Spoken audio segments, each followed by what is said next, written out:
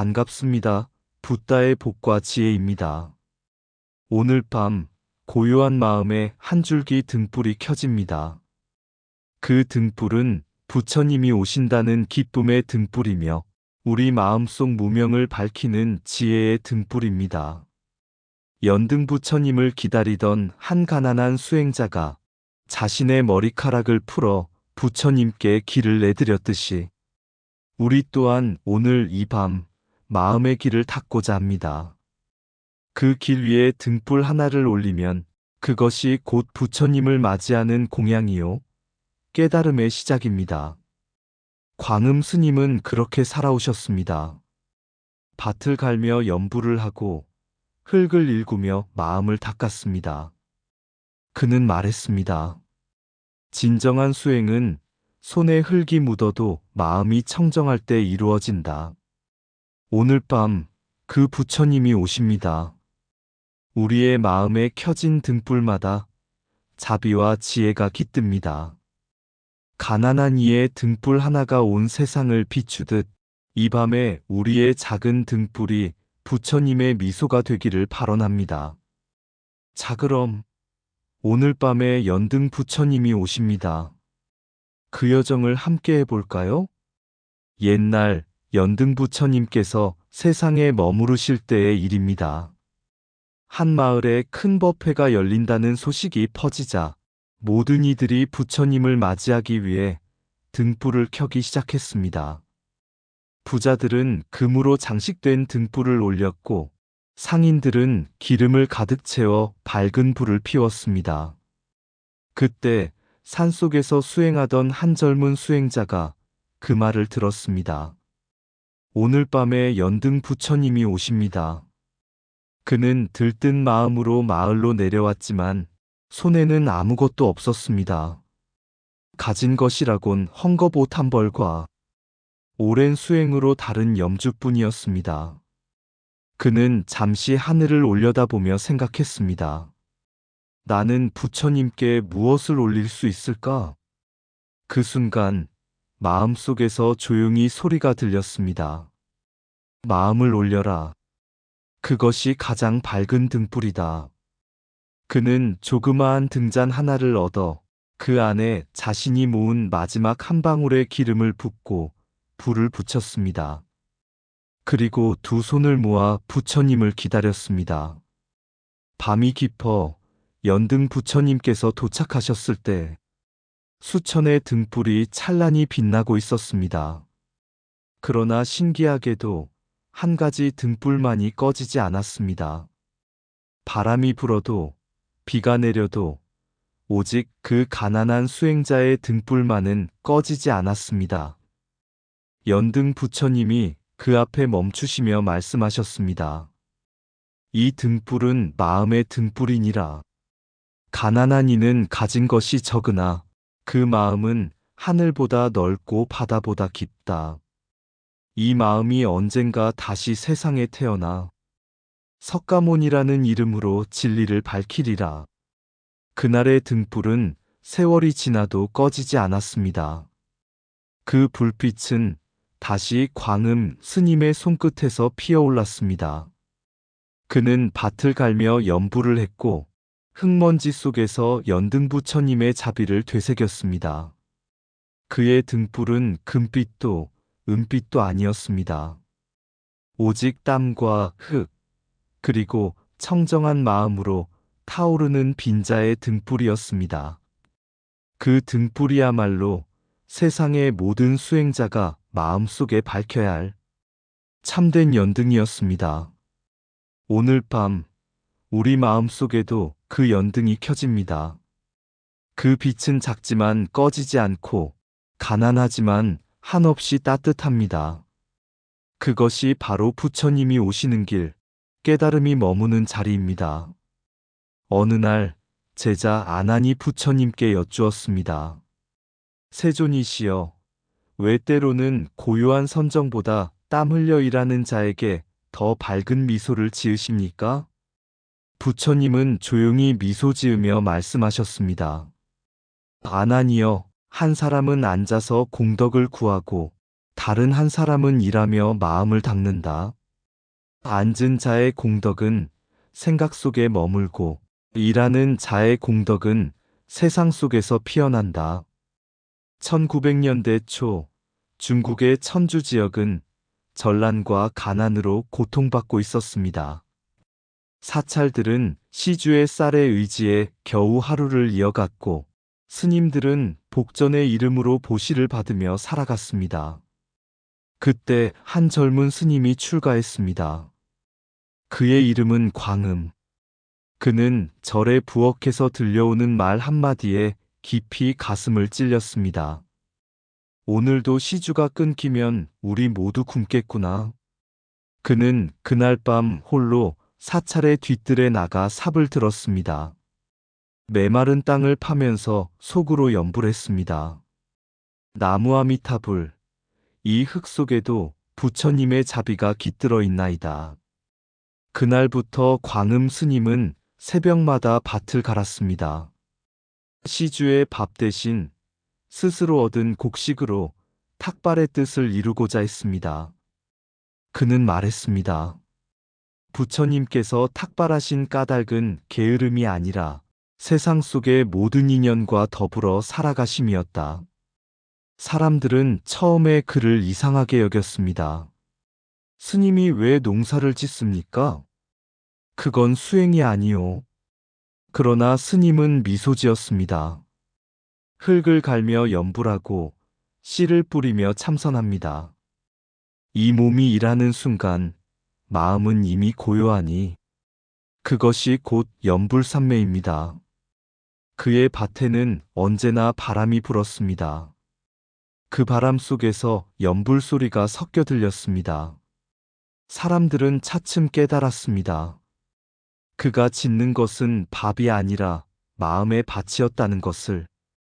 그가 땀으로 일군 밭에서 자라난 곡식은 배고픈 이들에게 나눠졌고 그 곡식을 먹은 이들은 부처님의 자비를 느꼈습니다. 그때 스님이 남긴 말이 지금까지 전해집니다. 시주로 얻은 밥은 하루를 살리고 스스로 얻은 밥은 마음을 살린다. 부처님께서 말씀하셨습니다. 게으름은 마음의 떼여, 노동은 마음의 목욕이다. 땀방울 한 방울은 곧 정진의 향이니 그 향기로 세상이 맑아지리라. 광음 스님의 밭은 그렇게 하나의 도량이 되었습니다. 그의 괭이질 소리마다 염불이 되었고 그의 손끝마다 부처님의 가르침이 피어났습니다. 그리하여 사람들은 그를 빈자의 수행자, 즉 가난하지만 가장 부유한 수행자라 불렀습니다. 그의 삶은 말해줍니다. 진정한 수행은 절 안에만 있지 않고 일하는 손끝, 흙 묻은 발자국 속에도 부처님이 계시다는 것을. 참된 수행은 시주의 밥상에 있지 않고 자신의 땀 속에 있다. 노동은 곧 선정이며 일상의 한순간이 곧 깨달음의 자리다. 진정한 수행은 앉아서만 이루어지지 않는다. 땀 흘려 일하는 순간에도 부처님은 함께 계신다. 게으름은 마음을 흐리게 하고 노동은 마음을 맑히게 한다. 밭을 갈며 흙을 일구는 손길마다 탐욕을 버리고 자비를 심는 도가 피어난다. 남의 시주로 사는 이는 하루를 살지만 스스로 밥을 짓는 이는 평생을 깨우친다. 노동은 수행의 몸짓이요, 땀은 정진의 향기다. 가난한 이는 가진 것이 적으나 마음의 등불은 세상 누구보다 밝다. 선정은 앉는 데 있지 않고 일 속의 고요함을 아는 데 있다. 밭의 흙은 법문이요, 씨앗은 마음을 일깨우는 경전이다. 시주의 밥은 몸을 살리고 스스로 얻은 밥은 마음을 살린다. 부처님은 깨달음의 자리에 앉으셨지만 그 길은 수많은 걸음과 땀으로 닦여 있었다. 한 방울의 땀은 한 구절의 경문보다 깊을 수 있다. 그 속에 무아와 정진이 스며 있기 때문이다. 노동은 속세의 일처럼 보이지만 그 마음이 청정하면 그것이 곧 선정이다. 청정한 마음으로 일하면 삽이 염주가 되고 괭이가 법고가 된다. 밭에 잡초를 뽑듯 마음의 번뇌를 뽑아라. 그곳에 자비가 자란다. 부처님께 이르는 길은 멀리 있지 않다. 두 손으로 일하고 그 속에서 감사할 때 이미 도에 이른다. 광음 스님이 어느 날 밭에서 괭이를 들고 일을 하고 있을 때였습니다. 이마에는 땀이 흐르고 흙먼지가 옷자락에 잔뜩 묻어 있었습니다. 그 모습을 본 한 젊은 승려가 다가와 물었습니다. 스님, 수행자는 참선하고 염불하며 마음을 닦는 존재인데 왜 이렇게 밭을 갈고 흙을 뒤집으십니까? 광음 스님은 괭이를 멈추지 않은 채 조용히 대답했습니다. 그대는 염불이 입에서만 나는 줄 아는가? 이 괭이질 한 번이 곧 염불이요. 이 땀방울 하나가 곧 삼매이다. 젊은 스님은 이해하지 못하고 고개를 저었습니다. 하지만 부처님의 가르침은 고요히 앉아 마음을 비추는 데 있지 않습니까? 그때 광음 스님이 손바닥으로 흙을 쥐었습니다. 이 흙을 보게. 이 흙이 부드럽지 않으면 씨가 자라지 못하듯 마음도 일하지 않으면 딱딱해진다. 나는 밭을 고르며 내 마음을 고르고 있네. 이 일손이 곧 참선이요. 이 땀 냄새 속에 염불이 머문다네. 그의 수행은 평범한 노동처럼 보였지만 그 마음은 언제나 나무아미타불에 머물러 있었습니다. 괭이를 들어도 밥을 지어도 물을 길어도 그의 마음은 결코 흩어지지 않았습니다.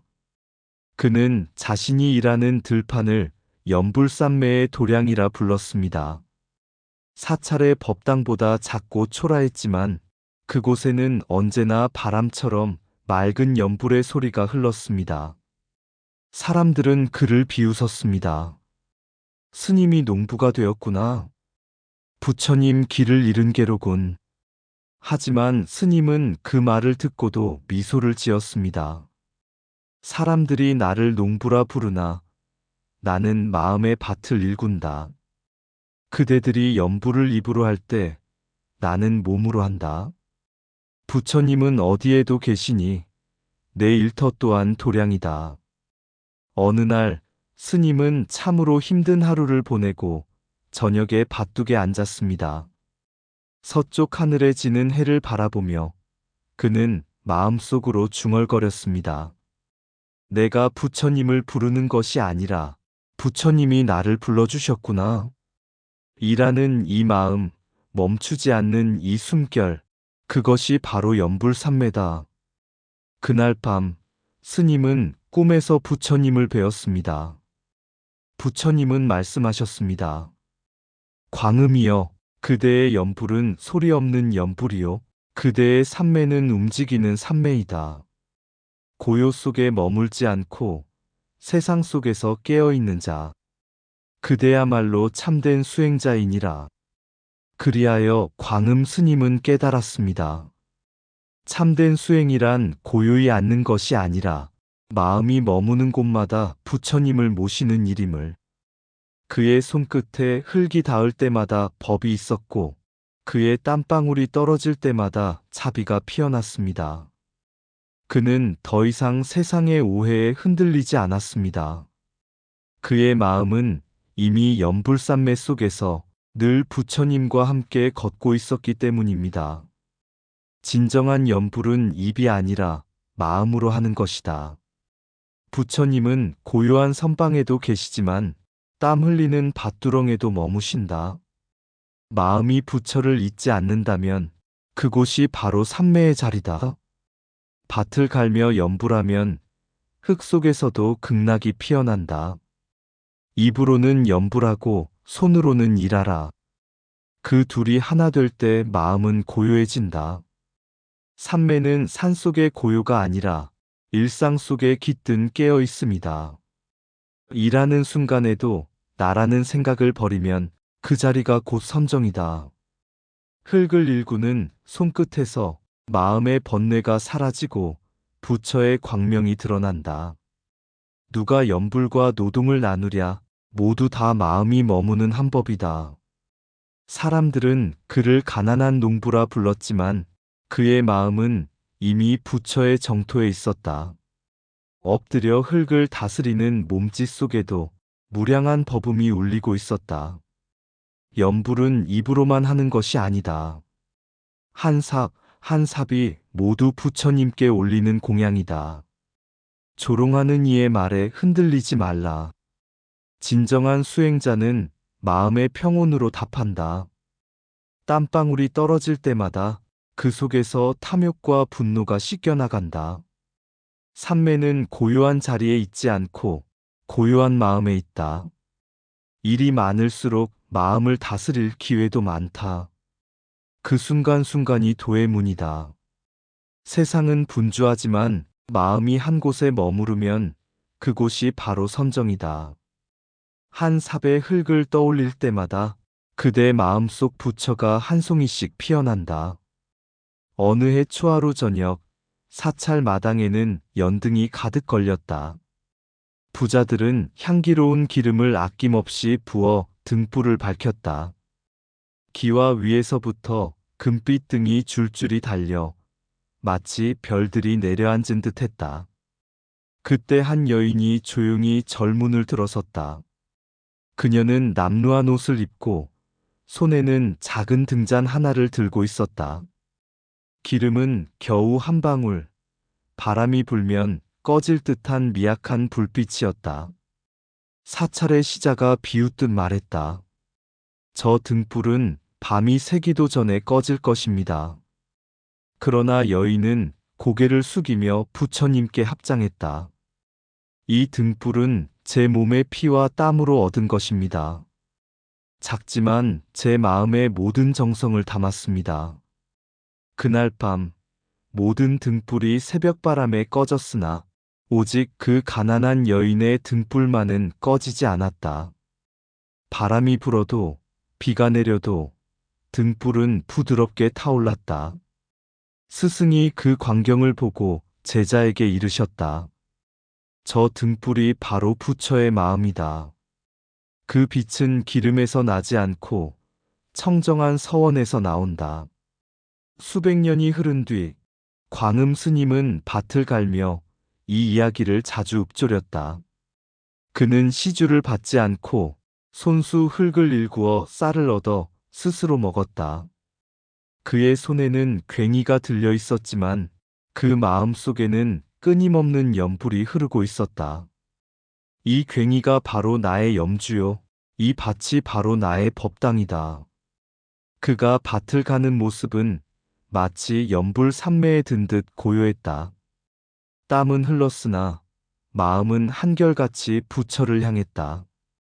저녁이 되면 그는 흙 묻은 손으로 등잔 하나를 켰다.